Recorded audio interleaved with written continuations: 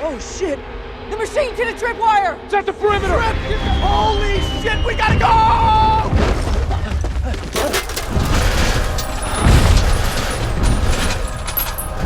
Where the hell's he going? Try to be a goddamn hero. We need more speed!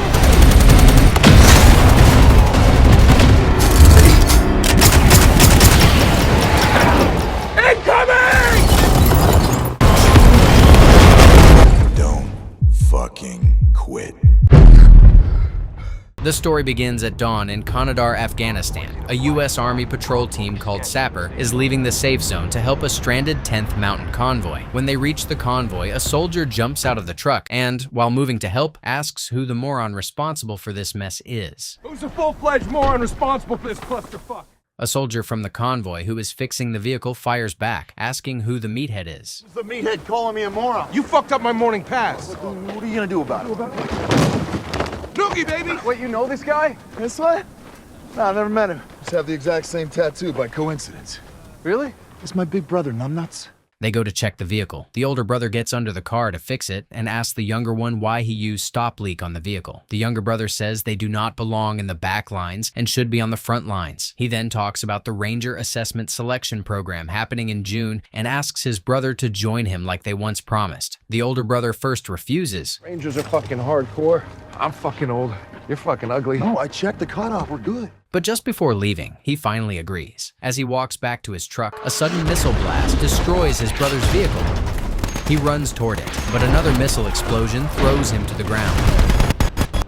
After a while, he wakes up, pulls a piece of metal out of his knee, and realizes everyone around him is dead. Suddenly, he wakes up on a bus. 2 years have passed since the incident, and he is being taken to the Rangers Training Center in Colorado. At the induction hall, all candidates are told to hand over personal belongings and even their names and ranks. Everyone receives a number instead. You're now number 7. He is given number 81 and is made team leader for E6. The instructors explain the training program and the famous death march. You are about to embark on 8 weeks of the hardest selection program in the world. If, by the grace of God, you make it to the final stage, you will undertake a 24-hour simulated mission known as Death March. Rangers lead the way! All the way! Training begins and candidates start getting eliminated every week. Number 81 survives 4 weeks. During mountain running training, he is far ahead of everyone. Number 15 jokes that he should become a ranger so he can learn top U.S. secrets. Number 44 says she already had Department of Defense clearance and explains that it does not work like that. When 81 reaches the destination, he tells the sergeant the others are still behind him, which impresses the instructor. Hey, slow down, Superman. Making the rest of us look bad. 81 often sits alone during lunch. During rifle training, the sergeant asks who has deployed before. Bad engineer, 213th CSSB, or brigade. And who are you supporting, Sam? 10th Mountain Division. Spartans. Everyone is impressed. Later at dinner, the others talk about him. They mention a Taliban attack in Afghanistan, and someone says he heard the only survivor received a Silver Star. They say the survivor carried his brother 10 miles back to base. When 15 asks 81 about it, he stays silent. The sergeant overhears them talking and punishes everyone with an extra hill climb. That night, number 7 notices 81 taking medicine for his knee injury. The next day, during climbing, 7 guessed the meaning of the tattoo on 81's arm. DFQ. Don't fucking quit, right? Training continues, and more candidates get eliminated. 81 keeps having nightmares about Afghanistan. During an underwater exercise, he pushes himself too far, and others have to save him. Later, the sergeant major calls him to the office. While waiting, 81 hears news about an asteroid fragmenting near Earth. Inside the office, the sergeant major advises him to leave the program. 81 gets angry and argues that he is physically fine. The officers say the problem is his mental health, since he cannot sleep and does not connect with the team. The sergeant also says he keeps avoiding leadership opportunities. The major asks why he repeatedly applies to RASP after being discharged. 81 says he just wants to reach the finish line. The sergeant replies that the finish line is actually the starting line. The major gives him a voluntary quit slip and says if he signs it, he can never return. 81 refuses, asks permission to leave, and goes to prepare for the parade. During the weekly elimination, 81 is removed from the program but is given 30 minutes to gear up for a final mission to earn the Ranger title. In the mission briefing, they are told to destroy a crashed helicopter and rescue the pilot from a nearby village. The sergeant makes 81 the team leader and says they will earn their Ranger Scroll if they return safely by 1900. The team is flown by helicopter to the drop zone. After landing, 81 leads the squad into the woods. He checks direction with 7 and reminds everyone about the time limit. They climb a hill, and at night 7 suggests they should rest because the cadre will probably ambush them near the river. 81 agrees and gives them 20 minutes. While standing guard, 7 tries to talk to him about something personal, but 81 refuses since it is not about the mission. Suddenly, an explosion wakes everyone. The cadre have spotted them, so 81 orders the squad to grab their gear and move. By morning, they reach a point overlooking the target helicopter. 81 begins planning the attack and assigns positions. During the planning, number 56 says the helicopter's location seems off and his compass is acting strange. Number 111 also says he is getting signal interference. 81 warns them the cadre could ambush them anytime. The squad moves down the hill and splits into smaller groups. While watching for threats, 81 notices a flash of light behind them. He signals it to 7, asks 44 to cover him, and goes to check it. When he reaches the spot, he discovers the actual crashed helicopter. Meanwhile, the squad plants bombs on the helicopter they found and detonates them. 81 hears the explosion and runs back. When the smoke clears, they realize the blast has not even scratched the helicopter. Suddenly, steam releases from it. A red light appears, and the machine starts rising. The squad is confused. Blue and red sensors begin scanning the surroundings, and hidden weapons pop out.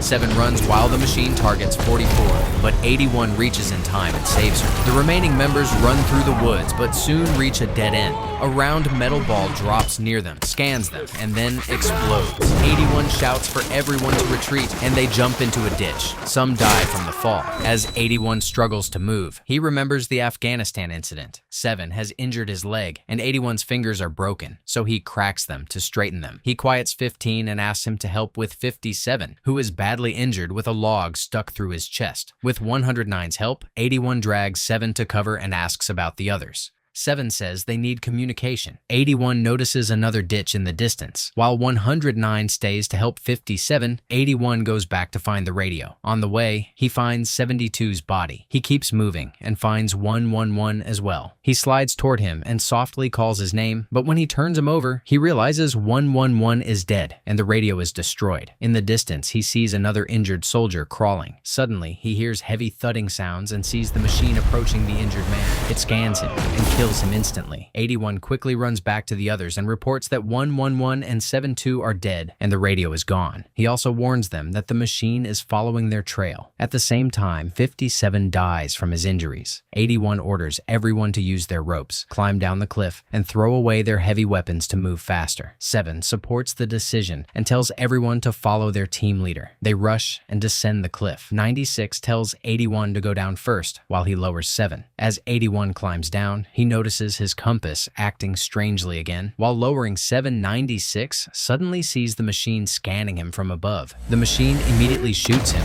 and he falls. 7 also slips down the cliff, but 81 and the others manage to hold him and take cover. The machine scans the ditch and then moves down. At the end of the cliff, it scans again. Most manage to hide, but 15's leg gets caught. 81 orders everyone to run. The machine keeps firing and kills more members. Finally, 81, 15, and the others manage to carry 7 and escape out of the machine's range. They stop for a moment and treat 7's wounds. 15 angrily says the whole mission was a setup. 44 disagrees. 15 argues that there would not be a killing robot at their target if it was not a trap. 81 explains that it was never their real target. 72 was right, and they were off course. He says their only chance now is to reach the nearby village. They move toward the river. 81 suggests crossing it using a zip line. He takes a rope and asks 44 to assist while giving the compass to 96. 81 jumps into the river and struggles against the strong current, but finally reaches the other side and sets up the line. 15 sends 7 across using a tandem zip. While crossing, the line gets stuck at a knot. When 15 tries to move it, he accidentally loosens 7 and almost drops him. 44 asks 23 to hold the line while she and 81 zip across to help. 23 calls for help, so 109 leaves the compass and goes to assist him. While they are pulling 7 up, the compass starts malfunctioning again. Suddenly, the machine appears, scans 109 and kills him.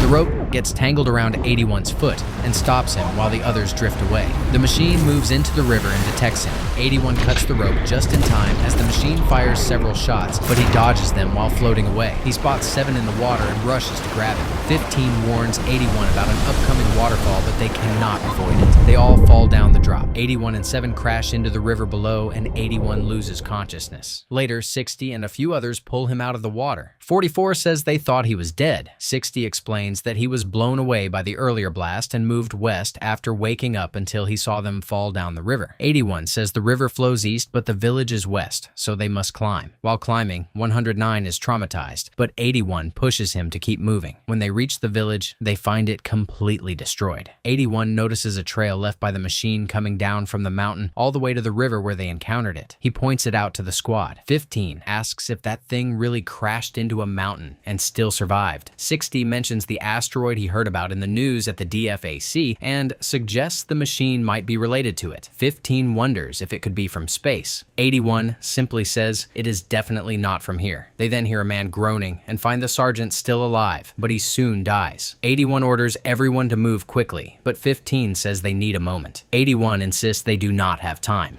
We don't have a minute.